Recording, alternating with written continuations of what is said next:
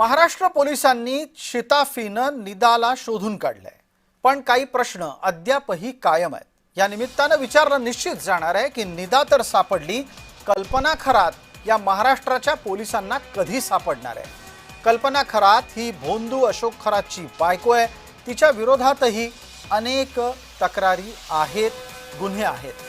पोलिसांच्या कार्यक्षमतेवरचं प्रश्नचिन्ह निदाच्या अटकेमुळे संपलंय, पुसलं गेलंय असं अजिबात नाही।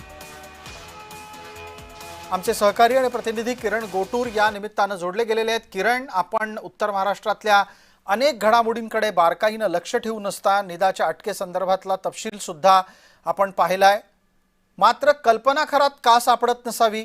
निदा खान MIMच्या नगरसेवकाच्या घरात सापडते, तर कल्पना खरात एखाद्या कीर्तनकाराच्या घरात सापडणार आहे का?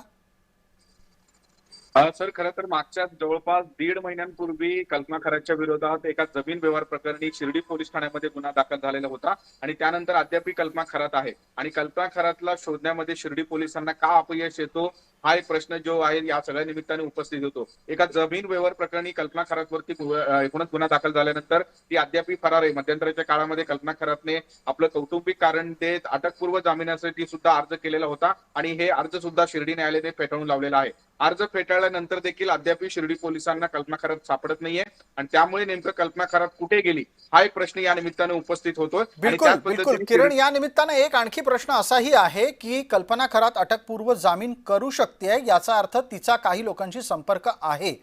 अटकपूर्व जामीन करू शकणारा व्यक्ती पोलिसांना सापडत नाहीये, तो नगर परिसरात कुठे आहे का, एखाद्या समाजसेवकाच्या घरात, त्याच्या संपत्तीत कुठे लपलाय का, हे पोलिसांना तपासायला हवं। तसं काही करताना पोलीस दिसतायत तुम्हाला?